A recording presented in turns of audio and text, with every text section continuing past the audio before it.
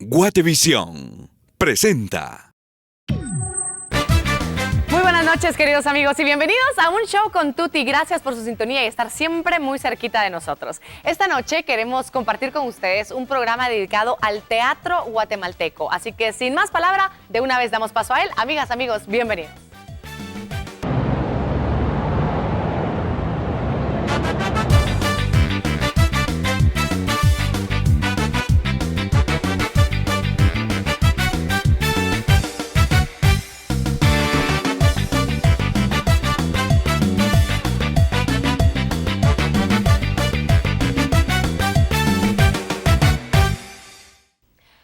Vamos a hablar en diferentes facetas, de diferentes formas del teatro en Guatemala. ¿Por qué es bueno que exista teatro en un país? ¿Por qué es importante? ¿Por qué es necesario?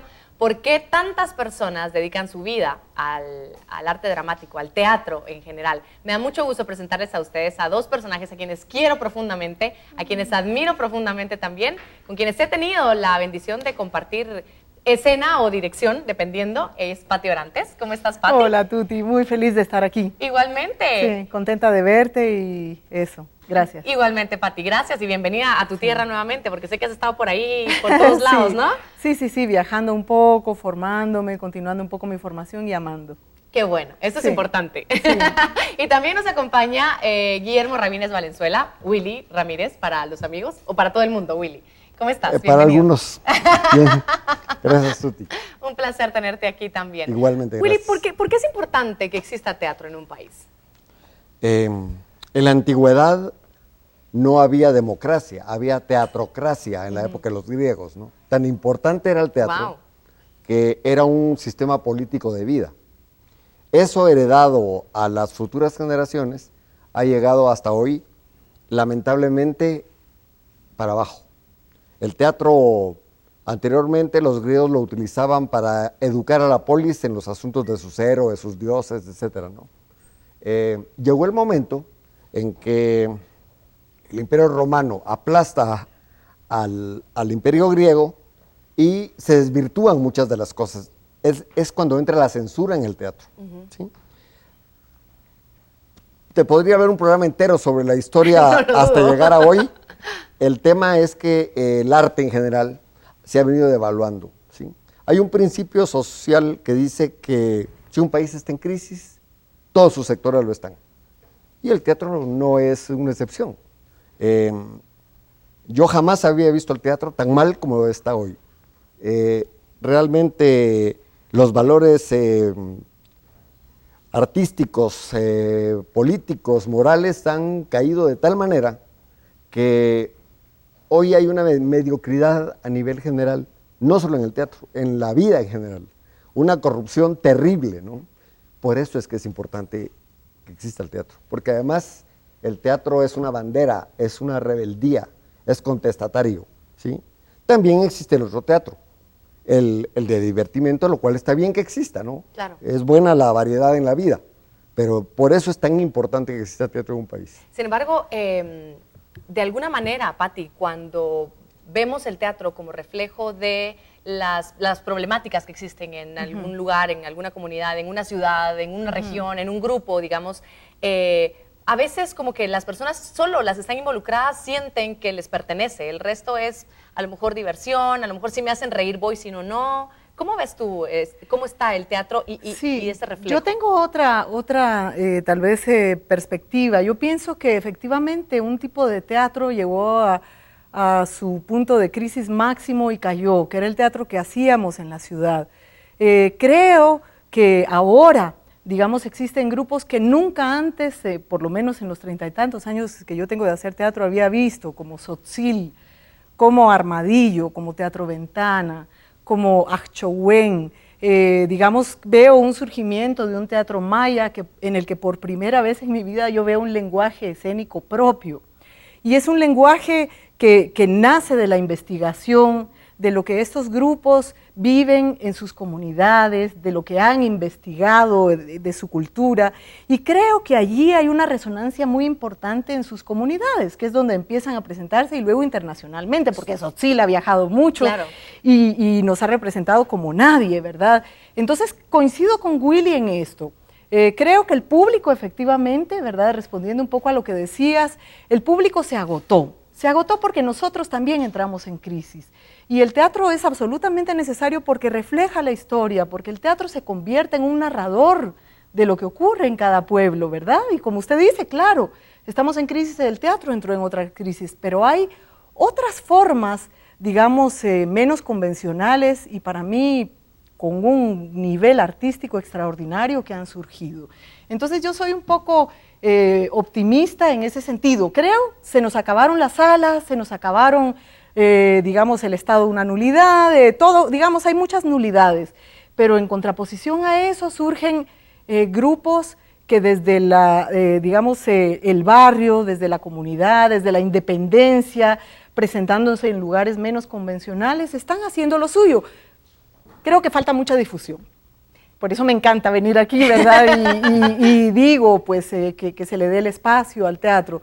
Porque hay muchas cosas que ocurren y que no se difunden mucho, que no se saben, ¿verdad? Y todo eso sí, todo esto que tú nos dices, Pati, posiblemente muchos no lo conocíamos, no sabíamos que existía, o no nos vemos reflejados en él, porque esa es, yo creo que otra historia como en todo, ¿cierto? Ajá. Si a mí me presentan una obra en donde no me identifico, donde no, a lo mejor no me llama la atención ir, muchas personas, y es lo que decía también, el teatro ya se desentendieron. Hicimos una encuesta en el equipo de producción interesante en donde le preguntamos a la gente, salimos a las calles a preguntar, ¿y usted ve teatro? ¿Va al teatro? Y el 70% nos dijeron que no, que fueron cuando los llevaron en el colegio. Y después se desentendieron, que no les interesa. El otro técnico, tal vez sí, voy a veces, otros pues sí me gustaría, tal vez a ver comedia, la mayoría. Sí.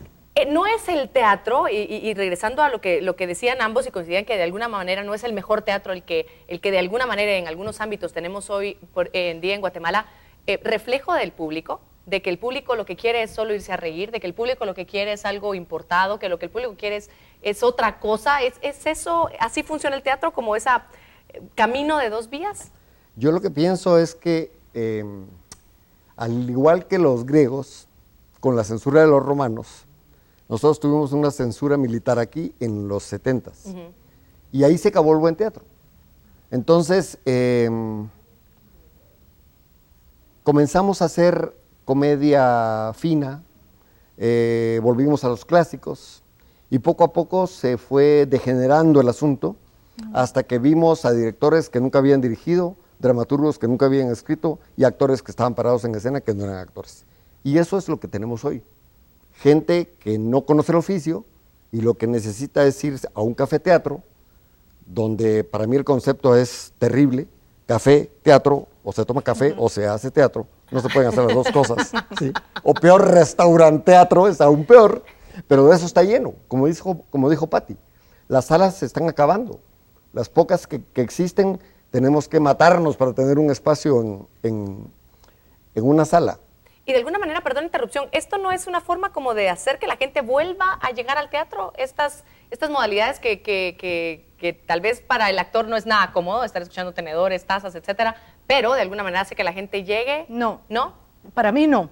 Es una forma de crear un nuevo público que se va a acostumbrar a un lenguaje fácil, a una manera fácil. Es como un recalcar lo que ya el mundo nos plantea.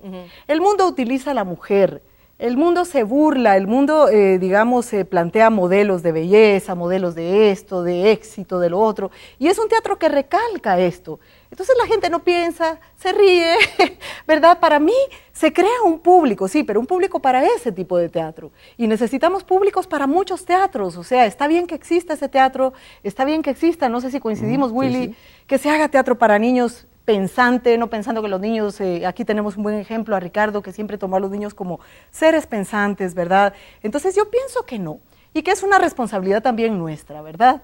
Exigir, abrir salas, crear de nuevo a un público que sea capaz de tener muchas lecturas, que tenga el gusto. Tuti, un teatro bien hecho, decime si no va a querer ir la gente o no. Y ahí tiene razón Willy, bueno, si lo que estamos haciendo es mediocre, si lo que estamos haciendo, ¿cómo va a querer ir la gente? ¿Verdad? Hay una responsabilidad también nuestra, ¿no? Yo creo que, estoy de acuerdo con la Pati, definitivamente lo que pasa en los restauranteatros o en los cafeteatros no es teatro. Para que exista una obra de teatro hay condiciones que debe tener esa obra. Lo que ellos hacen, lo cual está bien, yo no estoy en contra, es divertir a la gente. Muchas veces utilizando a la mujer como pretexto, otras con un lenguaje obsceno fuera de cualquier contexto, y eso hace que la gente vaya. ¿Por qué, Tuti? Porque anteriormente, insisto en los valores, había una educación, había una preocupación por la lectura, había un querer ser mejor intelectualmente, pero cuando vino la censura, todo se desmoronó. Entonces hoy, ¿para qué voy a ir al teatro? Si me puedo quedar viendo pornografía en la televisión, o me puedo idiotizar haciendo cualquier otra cosa. El ir al teatro significa purificar el alma. Y el alma no está de moda, menos la purificación, ¿sí? Entonces, reencontrarnos con la gente va a ser un momento hermoso.